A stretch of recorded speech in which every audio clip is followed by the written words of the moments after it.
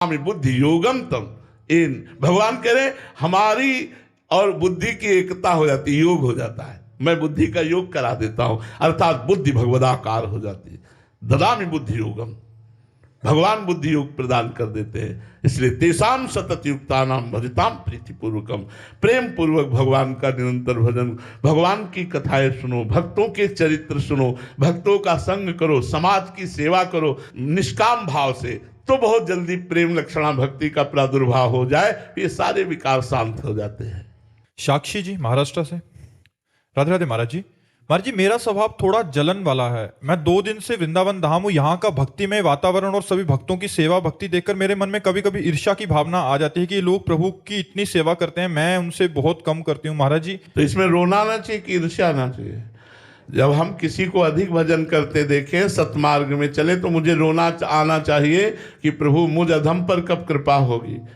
इन सब पर कृपा हो गई, नाथ मैं तो बहुत नीच हूँ, मेरे पर कृपा कब होगी। और उनकी चरण रज लेकर माथे पर लगानी चाहिए, उनको प्रणाम करना चाहिए, उनके प्रति भाव रखना चाहिए। ईर्ष्या रखना तो मुझे अच्छा नहीं लगता। ईर्ष्या रखने का तो कोई मतलब हमें औचित्य नहीं है, क्योंकि ये तो कृपा से, कृपा धाम है वृंदावन।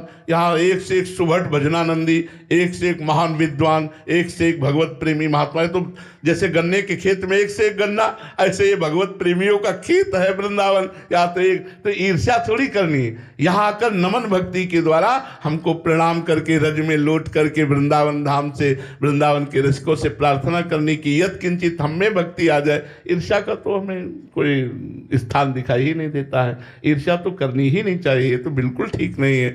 ईर्ष्या तो आपको जलाएगी, और जलाएगी तब आप निंदा करने लगोगी, तब आप दोष दर्शन करने लगोगी, फिर आपका पतन हो जाएगा।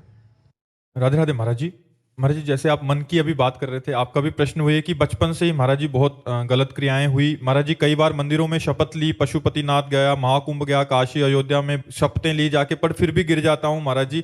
ऐसे में महाराज जी बहुत प्रायश्चित अंदर से भावना होती है, और अगर आप एक बार छोड़ने का आदेश दे दें तो मैं छोड़ दूंगा। भैया हम तो बैठे इसीलिए कहने से, लेकिन हमारी बात भी आप काट दोगे।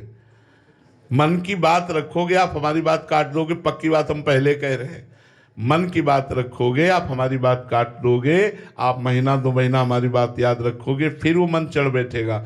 अगर हमारी बात को आपको पूर्ण करना है तो नाम जप करना होगा। अध्यात्म बल जब तक आपके अंदर जागृत नहीं होगा, तब तक इस माया के बलवान शत्रुओं पर विजय प्राप्त नहीं